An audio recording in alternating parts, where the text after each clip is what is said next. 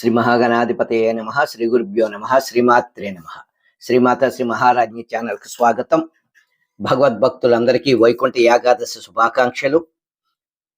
పుష్యమాసం శుక్లపక్షం ఏకాదశి, వైకుంఠ ఏకాదశి 30/12/2025 మంగళవారం ఉదయం 7:30 ప్రారంభమైనటువంటి ఏకాదశి తిథి బుధవారం ఉదయం 5:01 ముగుస్తుంది. బుధవారం అంతా ద్వాదశి తిథి. ఈరోజు ప్రతి ఒక్కరూ కూడా సూర్యోదయానికి ముందుగా నారాయణ స్మరణతో స్నానం చేయాలి. ఆ తర్వాత విఘ్నేశ్వర పూజ, లక్ష్మీనారాయణుల పూజ చేసుకోవాలి. లక్ష్మీనారాయణుల ఎర్రని పూలు కానీ పచ్చని పూలతో కానీ పూజ చేయాలి. సంకల్పం చెప్పుకోవాలి, నా శక్తి కొలది ఉపవాసం చేస్తాను అని చెప్పుకోవాలి. అనారోగ్యంతో ఉన్నవారు ఉపవాసం చేయనక్కర్లేదు. మధ్యాహ్న భోజన సమయానికి స్వల్పంగా పళ్ళు తీసుకుంటే ఆహారం మీద ధ్యాస ఉండదు కనుక భగవంతుడి మీద ధ్యాస పెట్టవచ్చు ఉపవాసం ఉన్న వాళ్ళందరూ. ఈరోజు ప్రత్యేకత ఏమిటంటే ఉత్తర ద్వారం గుండా వెళ్ళి భగవద్ దర్శనం చేసుకోవాలి. ఈ రోజంతా భగవత్ నామస్మరణ స్మరించుకుంటూ పురాణాలు చదవడం లేదా వినడం. మర్నాడు ద్వాదశి గడియలు వెళ్లే లోపు ఉపవాసం ఉన్నవాళ్ళు లేని వాళ్ళు కూడా స్వయంపాక దానం చేసుకుని భోజనం చేయాలి. ఉపవాసం ఉండలేకపోతే పళ్ళు తిని చేయవచ్చు అని మహాదేవుడు శివుడు అవకాశం ఇచ్చాడు. అదేమిటి, ఏకాదశి విష్ణుమూర్తి వారిది కదా అనుకోకండి, వారిద్దరికీ భేదం లేదు. సరే, దానికి సంబంధించిన ఒక కథ తెలుసుకుందాం.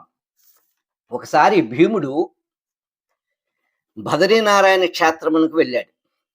అక్కడ పవిత్ర అలకానంద నదిలో స్నానం చేసి బదరీనారాయణ దర్శనం చేసుకున్న తర్వాత ఆయనకు నరనారాయణులు మహర్షులు ప్రత్యక్షమై కేదార్నాథ్ దగ్గరికి వెళ్ళమన్నారు.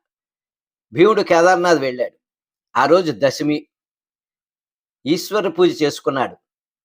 ఈశ్వరుడు ప్రత్యక్షమయ్యి, నాయనా నీవు పరమ భక్తుడవు, ఈ రోజున దశమి, రేపు అత్యంత గొప్పదైన వైకుంఠ ఏకాదశి, శివుడినైన నేను కూడా శ్రీ మహావిష్ణువును ధ్యానిస్తాను, రేపు మందాగ్ని నదిలో స్నానం చేసి ఉపవాసం ఉండమన్నాడు. సరేనన్నాడు భీముడు. శివుడు చెప్పినట్లు స్నానం చేసి మర్నాడు ఉదయం స్నానం చేసి కూర్చున్నాడు ధ్యానంలో. కేదార్నాథుడు ముందు ధ్యానిస్తూ కొద్దిసేపు అయిన తరువాత ఆకలి మొదలైంది. శివ అన్నాడు. ఆయన ప్రత్యక్షమయ్యాడు. స్వామి, నా గురించి నీకు తెలుసు కదా, నాకు ఆకలి వేస్తోంది, ఆకలి ఎక్కువ కదా అన్నాడు.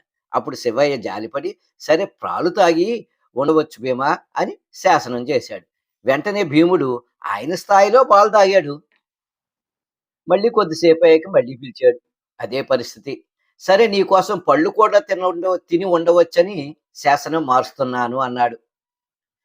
మళ్ళీ ఇంకొకసారి పిలిచాడు. ఉండలేకపోతున్నాను శివ అన్నాడు. శ్రీ మహావిష్ణువుని శివుడు ప్రార్థించి శాస్త్రాలను మార్చడానికి సిద్ధపడి ఆ రోజు నుండి మరియు మరికొద్ది సంవత్సరాలలో కలియుగం ప్రారంభం కానున్నది కనుక మానవులను దృష్టిలో పెట్టుకుని ఉపవాస దీక్షలో కొంత మార్పు చేస్తున్నాను అని శ్రీ మహావిష్ణువుతో చెప్పుని ఏకాదశి ఉపవాస వ్రతం అన్నం తినకుండా అన్నం భిన్నం చేసుకుని స్వల్పంగా తీసుకోవచ్చు. అన్నం భిన్నము అంటే బియ్యంను రవ్వగా మార్పు చేసుకుని తినవచ్చు. మానవులకు అన్నమయ దేహం కనుక అనారోగ్యంతో ఉన్న వారికి అన్నం తినకుండా దేహం నిలబడదు కనుక ఈశ్వరుడి మార్పు చేశాడు. భీముడు వంకతో ఈ శాస్త్రం మార్చాడు.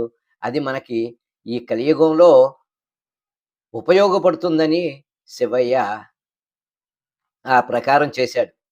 కారణం, వైకుంఠ ఏకాదశి స్వామి దర్శనం చేసుకోవాలంటే ప్రత్యేకత కనుక ఉపవాసంతో దర్శనం సాధ్యం కాదు. ఏ గుడిలో చూసినా జనం బాగా ఉంటారు కనుక ఇలా మార్పు జరిగింది.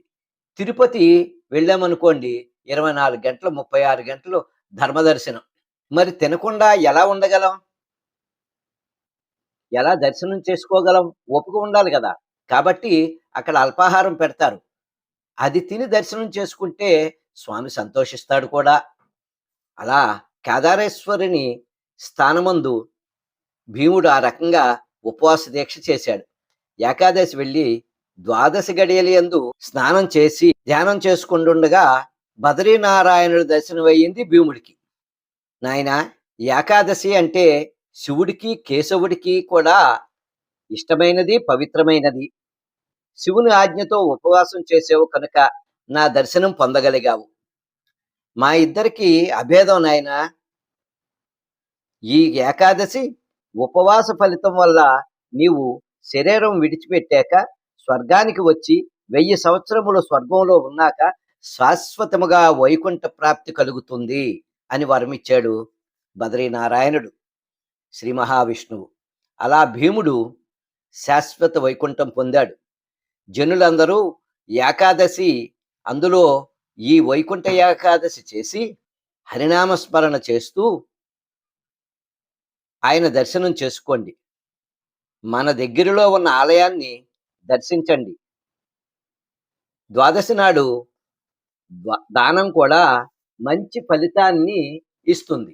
ఒకసారి బ్రహ్మ మానసపుత్రులు సనక సనందాది మహర్షులకు భూమండలం అంతా తీర్థయాత్రలు చేయాలని సంకల్పించుకుని తీర్థయాత్రలు ప్రారంభించి, తీర్థయాత్రలు పూర్తి అయ్యేటప్పటికీ వారికి భూమి మీద మానవులు బహు కష్టాలు అనుభవిస్తున్న సంఘటనలు చూశారు.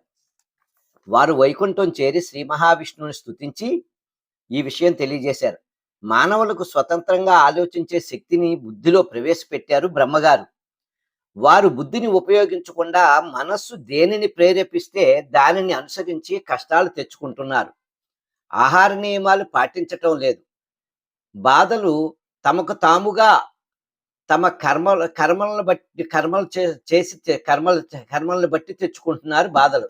తమకు తాముగా చేసుకున్న కర్మలు వారికి బాధలు తెచ్చిపెడుతున్నాయి. అందుచేత మంచి అయినా చెడు అయినా కర్మఫలం అనుభవించక తప్పదు అని శ్రీ మహావిష్ణువు సనక సనందాదులకు, ఆ మహర్షులకు తెలిపితే, స్వామి మీరు ఏదైనా మార్గం చూపించమని సనక సనందాదులు శ్రీ మహావిష్ణువుని అడిగితే, అన్ని ఏకాదశులలో కల్లా వైకుంఠ ఏకాదశి అను పేరు ధనుర్మాసంలో వచ్చు శుక్లపక్ష ఏకాదశి విశిష్టమైనది. దీనినే వైకుంఠ ఏకాదశి మరియు ముక్కోటి ఏకాదశి అంటారు. ఎందుకంటే ఆ రోజు స్వామిని 3 కోట్ల మంది దేవతలు దర్శనం చేసుకుంటారు. అందుకు ముక్కోటి ఏకాదశి అని పేరు వచ్చింది. వైకుంఠంలో 4 ద్వారాలు ఉన్నాయి. స్వామి అన్నారు సనక సనందాదులతో, తూర్పు పశ్చిమ ద్వారాలలో ప్రయాణం చేస్తూ ఉంటాను నేను. దేవతారక్షణకు తూర్పు ద్వారం ద్వారా ప్రయాణం, పశ్చిమ ద్వారం గుండా రాక్షస సంహారానికి ప్రయాణం చేస్తాను. ఈ ఏకాదశికి మానవులను కరుణించటానికి ఉత్తర ద్వారం గుండా ప్రయాణించి మానవులను ఉద్ధరిస్తాను. ఆ సమయంలో నా యొక్క నేను మహాశక్తితో ఉంటాను.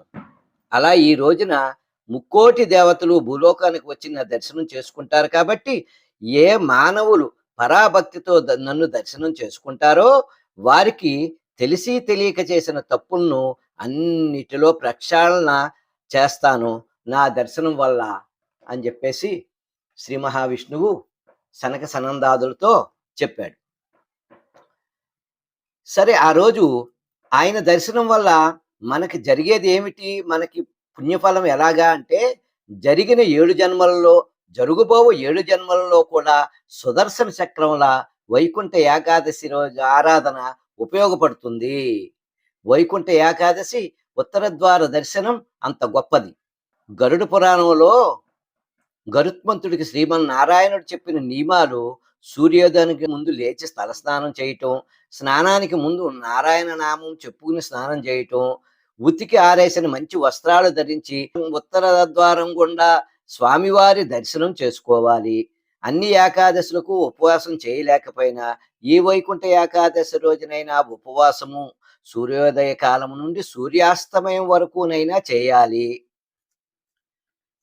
అని చెప్పాడు గరుడ పురాణంలో గరుత్మంతుడికి శ్రీమన్నారాయణుడు. పూర్వము రుక్మాంగదుడు అని ఒక మహారాజు ఉండేవాడు. ప్రతి ఏకాదశికి ఉపవాసం చేసేవాడు. ముఖ్యంగా ఈ వైకుంఠ ఏకాదశి రోజున పరమభక్తితో చేసి ద్వాదశ పూజ అనంతరం ద్వాదశ గడియలు వెళ్లే లోపల పాలన చేశాడు. ఒకసారి మోహిని అనే ఒక సౌందర్య రాశి ఆయన దగ్గరకు చేరింది. ఆయనను నాశనం చేయటానికి. నువ్వు ఏకాదశి చేయటం మానాలి. లేదా నీ కొడుకును నేనైనా చంపుతాను, నువ్వైనా చంపాలి అంది. నీకు మాట ఇచ్చాను గనక, నీ మాట వింటానని నీకు మాట ఇచ్చాను గనక, నీ మాట వింటాను అని, అయితే నేను ఏకాదశి వ్రతం మానను. నా కొడుకునే చంపివేస్తాను అని కత్తి తీసుకుని సిద్ధపడ్డాడు. అప్పుడు వెంటనే ఆ కత్తి మాయమైంది. వైకుంఠం నుండి విష్ణుదూతలు వచ్చి రాజుగారిని, కొడుకుని వైకుంఠానికి తీసుకువెళ్లారు. అప్పుడు విష్ణువు కొడుకుని చంపటానికి వెనకాడలేదు నువ్వు అని శ్రీ మహావిష్ణువు ఎంతో మెచ్చుకుని, ఆ మహారాజు వైకుంఠ ఏకాదశి ఉపవాస వ్రతం విడిచిపెట్టలేదు. కొడుకునైనా చంపడానికి సిద్ధపడ్డాడు గాని, ఎవరైతే ఈ వ్రతాన్ని విడిచిపెట్టకుండా జీవితకాలం ఏ మహానుభావుడు చేస్తాడో అతను నాకు ఎప్పుడూ పూజార్హుడు. వాళ్ళను శాశ్వతంగా వైకుంఠంలో ఉంచుతాను అని వరమిచ్చాడు. అంతటి పరమ పవిత్రమైన ఈ కథను పద్మపురాణంలో చెప్పబడింది. ఒకసారి శ్రీ మహావిష్ణువుతో మధుకైటబులకు యుద్ధం జరిగింది. ఆ యుద్ధంలో ఏదైనా వరం కోరుకోవయ్యా, కోరుకోండి మీరు అని అంటే వాళ్ళు అన్నారు, నేనే మీకు వరం ఇస్తాను కోరుకోండి అన్నారు. సరే మీరు మా చేతుల్లో చనిపోండి అన్నాడు విష్ణువు. ఒక నెల యుద్ధం చేసుకున్నారు. ఆ తర్వాత వాళ్ళ మీద, ఓడిపోయిన వాళ్ళ మీద జాలి కలిగి శ్రీ మహావిష్ణువు వరం నువ్వు కోరుకోండియా అన్నాడు. సరే స్వామి, మీ దగ్గరే ఉండాలని మా కోరిక అన్నాడు. అదిగో అలా ఆ రోజున ఉత్తర ద్వారం గుండా ఆ మధుకైటబుల్ను తీసుకువెళ్ళారు. వాళ్ళు ఇంత దుర్మార్గులు, ఇంత చెడ్డవాళ్ళమైన మాకే శ్రీ మహావిష్ణువు ఉత్తర ద్వారం గుండా తీసుకెళ్లారు. స్వామి, నీ వైభవం ఏమని చెప్పగలం? ఇదే రోజున ఈ ఉత్తర ద్వారం గుండా మానవులను కూడా ప్రవేశింపచేసి వాళ్ళ కోరికలను తీర్చి వాళ్ళను కూడా ఉద్ధరించు స్వామి అని కోరుకున్నారు. రాక్షసులైనా ఆ రోజు వారు ఆ ఉత్తర ద్వారం గుండా ప్రవేశానికి ఇచ్చినందువల్ల వాళ్ళు మంచివాళ్ళుగా మారి మన కోసం కూడా ఈ విషయం ఆయన స్వామివారిని అడిగారు. అందుచేత ప్రతి ఒక్కరూ కూడా ఉత్తర ద్వార దర్శనం చేసుకుని స్వామివారిని లోకా సమస్త సుఖనోభవంతో అని కోరుకుంటే అందులో మనం కూడా ఉంటాం అని చెప్పి తెలియజేశాడు గరుడ పురాణంలో గరుత్మంతులు వారికి. ఈ రోజు ప్రత్యేకత ఉత్తర ద్వార దర్శనం, ఉపవాస వ్రతం, భగవత్ చింతన అని ఇందాక చెప్పుకున్నాం. మరొకసారి చెప్పుకుంటూ ఇంట్లో నిత్య పూజలో లక్ష్మీనారాయణకు ఎర్ర పూలు, పచ్చని పూలతో పూజ చేసుకుంటూ ఈరోజు గురువులను దర్శించుకుంటే కూడా ఎంతో ఉత్తమమైనటువంటి జ్ఞానం కలుగుతుంది. వైకుంఠ ద్వారం గుండా దర్శించుకున్న ఫలితం వస్తుంది గురువుని దర్శించుకుంటే. కాబట్టి మనము మనస్సు, బుద్ధి ఏకం చేసి భగవంతుని నామం ద్వారా ముక్తిని పొందవచ్చు. ఒక త్యాగయ్య, అన్నమయ్య, రామదాసు ఇలా చాలామంది ఉన్నారు. మరొకసారి మీకు వైకుంఠ ఏకాదశి శుభాకాంక్షలు తెలుపుకుంటూ సర్వం శ్రీకృష్ణార్పణమస్తు. శ్రీమాత్రే నమః.